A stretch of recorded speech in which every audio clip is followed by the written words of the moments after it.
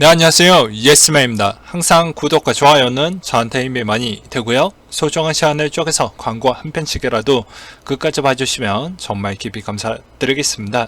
그리고 제 영상의 속도가 마음에 들지 않으신 분들은 영상 상단 또는 하단에 속도 조정기가 있으니 잘 참고하셨으면 좋겠습니다. 한 커뮤니티에서 올랐던 글인데요. 최근에 뉴스에서도 많이 나왔던 내용이기도 해서 한번 다뤄보도록 하겠습니다. 네, 국제금 시세 정보 코인 얼른 빼세요 라고 되어져 있습니다. 보게 되면 금값이 좀 많이 하락을 했다라는 걸 캡처를 해놓고 이제 설명을 하는 것이겠죠. 금값이 이렇게 폭락을 많이 하는데 비트가 그만큼 잘 버텨주지는 못할 것 같다. 그렇기 때문에 서서히 지금 정리해야 되는 거 아니겠냐라는 주장이 나오고 있는 실정입니다. 댓글에 대한 분위기는 이 형 되게 착하다, 정보 빨리 줘서 고맙다, 그런 내용을 볼 수가 있게 되겠고요. 어떤 댓글은 아직은 잘 모르는 거 아니겠냐, 좀 더 지켜봐야 되지 않겠냐, 이런 내용이 대다수였습니다. 그렇지만 지금의 금값이 이렇게 많이 하락을 했던 이유 중에 하나는요, 러시아에서 신약 개발이 잘 되어가고 있고, 거기에 코로나에 대한 정식 백신이 비로소 나왔다라는 그런 입소문이 퍼지면서 금값에 대한 영향을 좀 끼쳤다라고 볼 수가 있게 되겠는데요. 다시 최근에 대한 소식을 또 보게 되면 러시아 쪽에 나왔던 내용은 이런 내용들이 있었습니다. 세계 최초 러시아에서 백신이 나왔다 그랬는데, 여기에 대한 여러 가지 문제점이 있었습니다. 그 이유는 러시아에 대한 임상 3상을 거치지 않고 바로 백신으로 넘어갔다라는 것 때문에 상당히 파장이 좀 컸죠. 그리고 내 딸도 맞췄다 라는 이런 기사 내용이 나오면서 더욱더 이슈가 커지면서 어떻게 보면 국제사회에 있어서 백신이 조만간에 나오겠다라는 그런 분위기가 나오면서 금값에 대한 요동을 쳤다라고 볼 수가 있게 되겠습니다. 그렇다면 과연 금값에 대한 추이가 얼마만큼 하락을 많이 해줬기 때문에 이렇게까지 난리일 것이냐가 중요하겠죠. 보게 되면 거의 2000달러까지 찍다가 갑자기 최하 하락폭까지는 1862달러까지 찍었던 측면이 있었기 때문에, 그런 측면으로 봤을 때는 당연히 비트코인도 그만큼 상당히 안 좋아질 수 있는 가능성도 있지 않겠냐라는 그런 부분도 적용할 수도 있겠죠. 왜냐하면 비트코인이 금과 비슷하다라는 이미지 마케팅이 이미 벌써 일반화되어 가고 있기 때문입니다. 저렇다 보니까 최근에 또 차트를 많이 보는 그런 내용을 또 한번 찾아보았는데요.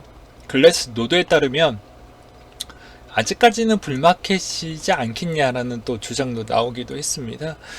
일단은 2017년도 불마켓 초기 당시에 단기 MV/RV는 1.25 이상을 기록했고, MV/RV는 1.25에 근접해 있다. 이에 대해 글래스 노드는 비트코인의 MV/RV 단기 지표가 불마켓 가설을 뒷받침하고 있으며, MV/RV는 1 이상의 역사적 불마켓 신호로 볼 수 있다 라고도 설명을 하고 있습니다. 그래서 그런 거 상관없이 우리는 우리 나름대로 이렇게 분석을 했었을 때 이렇게 흘러갈 것 같다, 이렇게 설명을 하기도 합니다.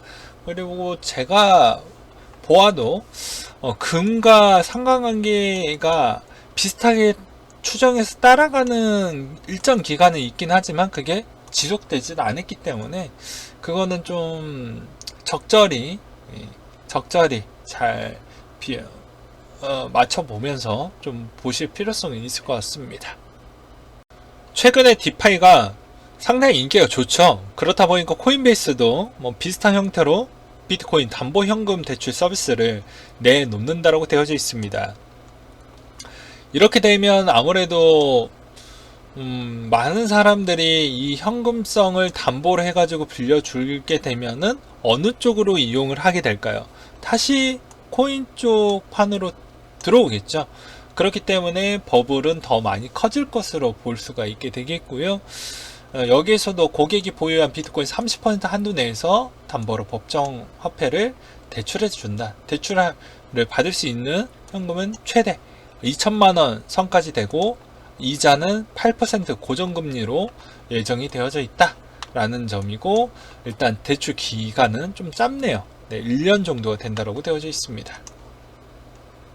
그리고 이더와 라이트코인도 담보로 지원을 할 것이다 라는 내용도 보이기도 하네요. 업비트가 태국에서 디지털 자산 라이선스를 획득했다라고 되어져 있는데요.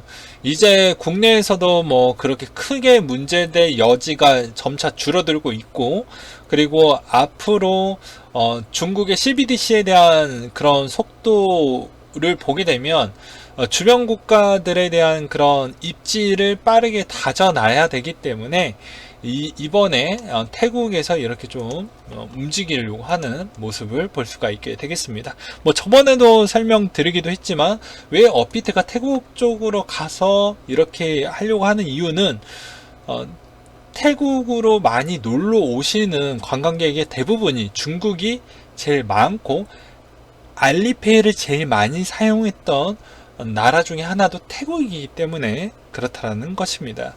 그래서 태국의 현지 법상 암호화폐로 구분되는 디지털 자산의 총 7가지는 비트코인, 캐시, 이더리움, 클래식, 그리고 라이트코인, 리플, 스텔라 정도가 된다고 되어져 있고요.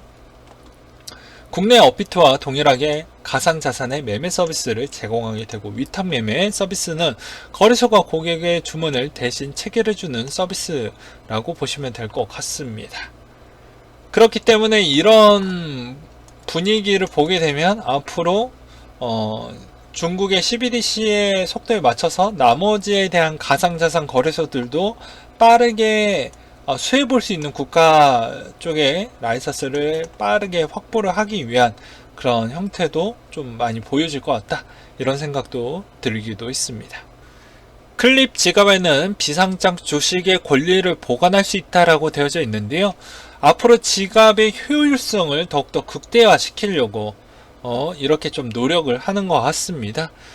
내용을 보시게 되면 엔젤 리그는 커뮤니티형 비상장 주식의 거래 플랫폼으로 상장 전 단계 유망 스타트업을 주식을 일반 투자자들에게 조합원을 이끄는 리드 엔젤에 공동으로 매수할 수 있도록 지원을 하게 된다.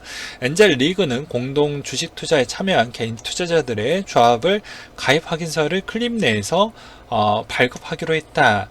즉 투명성 측면을 최대한 끄집어 오겠다라는 것을 확인을 해볼 수가 있게 되겠고요. 이게 클립이 아마 증권 플러스와에 대한 이런 연계적 구도로 인해서 여러 가지 좀 무언가를 좀 만들어 보려고 하는 그런 게 보이기도 합니다. 그리고 블록체인을 적절히 이용을 또 했다라고 볼 수가 있게 되겠죠. 왜냐하면 비상장 주식은 상당히 문제성이 좀 많이 있습니다. 그러다 보니까 이 신뢰성을 어떻게 많이 높여 놓을 것이냐가 항상 문제였었는데, 그걸 블록체인에 대한 기술을 접목시키면서 어느 정도 이렇게 좀 해결을 했다 라고도 볼 수가 있게 되겠고요. 앞으로 지갑이 할 수 있을 만한 활용도가 어디까지 범위가 늘어날 것인지 우리는 좀 체크를 해볼 필요성이 있게 되겠고요. 그리고 두 번째로는 과거에 그런 지갑에 있었던 회사들이 있었는데 대부분 많이 망하기도 했습니다. 그거는 그만큼 지갑에 있는 활용도가 많이 적었기 때문에 그렇다고 볼 수가 있기 때문에, 앞으로에 대한 전자지갑은 얼만큼 활용도가 높냐, 그리고 그게 유저들이 많이 찾을 수 있을 만한 그런 매력도가 뿜뿜 많이 넘치는 형태가 나와줘야지만 가능하다라는 점을 꼭 기억을 해 두셨으면 좋겠습니다. 중국의 디지털 위안화 홍콩에서 출시 준비 중이다라는 내용이 나온 게 있는데요. GBA는 홍콩을 중심으로 마카오, 중국의 광둥, 선정 9개 도시로 군성이 되어져 있으며 인구는 6,900만 명으로 GDP는 1조 5천억 달러 상당을 선으로 지금 되어져 있다. 그리고 광둥성은 암호화폐 뱅킹 부문에서 홍콩과 마카오 비즈니스 통합을 키워나갈 것이며 CBDC 글로벌 채택에 큰 역할을 할 것이라고 생각을 한다. 디지털 화폐의 사용 시나리오는 현대 금융기술의 GBA의 전 지역의 건설과 개발에 더 나은 서비스를 제공할 것이라고도 설명하기도 했네요. 미국의 비트코인 투자펀드 NYDIG라는 새로운 비트코인 펀드가 이번에 올해로 세 번째가 나왔다고 하는데요. 이건 우리한테 매우 좋은 측면이라고 볼 수가 있습니다. 왜 미국에서 나왔을까요? 간단하게 제가 설명을 드린다고 하면 당연히 이번에 암호화폐 쪽에서 미국인들이 투자가 꽤 많이 있었다. 전체 인구의 15%를 한다라고 하니까 어마어마한 규모라고 볼 수가 있게 되겠죠. 그러니 저기에 필요로 하고 있는 파이가 있기 때문에 이런 펀드가 계속 만들어지고 있구나 라는 점을 좀 볼 수가 있게 되겠고요. 이 펀드 같은 경우에는 일단 초기 자본 형태가 일단 운영 자본금 형태가 한 2천억 정도가 된다라고 되어져 있고요. 앞으로 점차 더 자금 조달이 많이 늘어날 것으로 보여진다고 되어져 있습니다. 그렇기 때문에 앞으로 우리 쪽에 대한 그런 코인의 수급은 점차 더 양호해질 것으로 보여지고 이 펀드에 대한 규모가 점차 커지게 되면 자연스럽게 ETF가 뚫리게 되는 시스템이다 라고 보시면 될 것 같습니다. 그리고 미국의 대형 피델리티 산하의 FDA가 2019년도 11월 달에서 2020년도 3월의 대상으로 미국, 유럽 기관 투자자가 20% 부분이 비트코인 선물을 통해 암호화폐 시장에 뛰어들었다라는 게 매우 중요한 포인트라고도 볼 수가 있게 되겠네요. 또한 IBM 임원이 은행의 디파이 마켓 진출을 도와줄 계획을 갖고 있다라는 내용이 나왔습니다. 투자은행의 필두로 대형 은행들이 디파이 시장에 진출할 것으로 예상이 되며 골드만삭스가 새 디지털 자산을 고용하는 것은 긍정적인 신호라고 덧붙였다라고 되어져 있기도 하죠. 제가 과거에 이런 내용을 또 보여드리기도 했습니다. 볼코 룰이 완화가 됐기 때문에 앞서서 이게 가능하게 된다라는 점입니다. 그 이유는 여기에서도 볼 수가 있게 되겠는데요. OCC 아까 최근에 이런 소식을 많이 들어보셨을 겁니다. OCC 쪽에서 커스터디가 괜찮게 될 것이다. 은행이 조만간에 커스터디 사업을 할 수 있는 가능성이 더 좋아졌다. 이런 이야기가 나왔던 배경은 여기에서도 볼 수가 있게 되겠습니다. 그건 고위험 투자를 막아서 이런 앞으로 금융에 대한 문제점을 좀 최소화시키기 위해서 이 볼코룰 부분을 상당히 규제를 좀 막강하게 해놨는데 이걸 완화를 해주면서 이제 앞으로 은행권이 할 수 있는 상품군들이 꽤 많이 탄생이 될 부분이 생겼다라는 것이죠. 또 하나에 대한 측면은 말 그대로 고위험 투자를 할 수 있게끔에 대한 은행들도 그렇게 할 수 있게끔 부분이 생겼다는 겁니다. 그러니까 이 첫 번째로 갈 수도 있고요. 아니면 두 번째로 본인들이 고위험 상품군을 만들어 놓고 2차 상품 서비스를 할 수 있다라는 측면을 보았을 때는 이 내용적인 측면으로 충분히 가능성이 높아진다라는 것입니다. 근데 이거에 따른 또 어떻게 보면 암호화폐 쪽에 대한 대출에 대한 규제권이 약간 부족하기 때문에 이것도 조금은 보충을 해볼 필요성이 있을 것 같네요. 7월달에 이더의 채굴자 수익이 일단 대략적으로 한 1600억 정도 나온다고 하니까 상당히 매력적이죠. 그 이유는 계속 이더의 차트가 계속 올라가 주고 있기 때문에 그렇습니다. 가격이 올라와 주고 있으니까 이게 되는 거겠죠. 2년 내 최대치라고 하니까 앞으로 점차 POS에 가까워지면 더욱더 희소성을 띄워주니까 이더에 대한 본연의 가치는 점차 높아지지 않을까 이런 생각을 좀 해볼 수가 있게 되겠고요. 재무부 쪽에서 암호화 디지털 주식 발행의 초안을 발표했다라고 되어져 있습니다. 한 미디어 측에서 트러스트 노드에 따르면 독일 연방 재무부가 암호화 디지털 주식의 크립토 발행 계획을 담은 법안 초안이 나왔다고 하는데요. 민간 블록체인 상에서 발행이 되고 전통 주식과 동일하게 취급이 된다고 되어져 있습니다. 아무래도 STO 쪽에 대한 앞으로 방향성이 좀 나와주고 있는 실정이다라고 볼 수가 있게 되겠는데요. 관련된 코인 회사들도 좀 유심하게 바라볼 필요성은 있을 것 같습니다. BUSD 7월 감사 보고서에 따르면 바이낸스 팍소스 공동 발행 달러 연동 스테이블 코인이 지금 시총 66위권에 있는데요.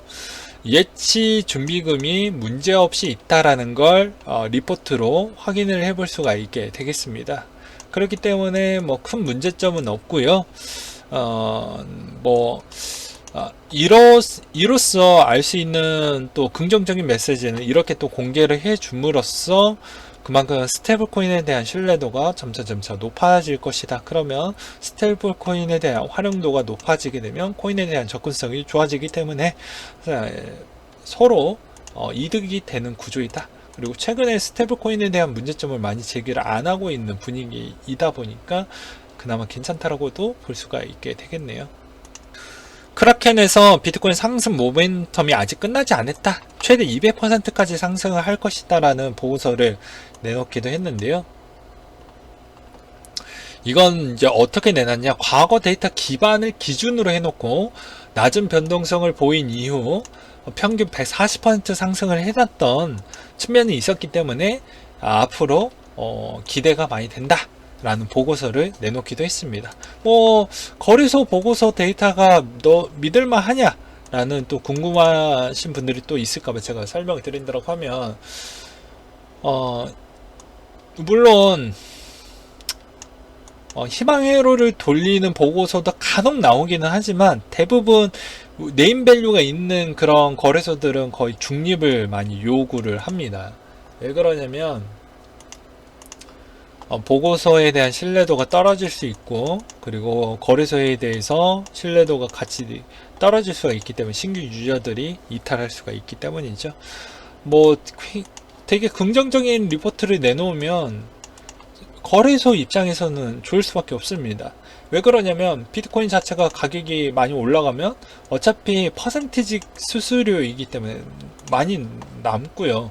그리고 비트코인이 많이 올라와 주면 신규 개미들이 많이 들어오기 때문에 그만큼 거래량이 또 늘어나니까 거래소 수익이 많이 나오는 구도인데, 그렇기 때문에 보고서가 되게 이쁘게 나올 수도 있지만 결코 그게 개미가 요새는 일반 개미들이 아니죠. 다 공부하는 개미들이기 때문에 많이 변질이 될 수 있고, 또 그렇게 되면은 또 여러 가지 측면에 대한 또 문제점을 또 제기할 수 있는 단체들도 많이 생길 수가 있기 때문에 좀 조심성이 있구나 라고 보시면 될 것 같습니다.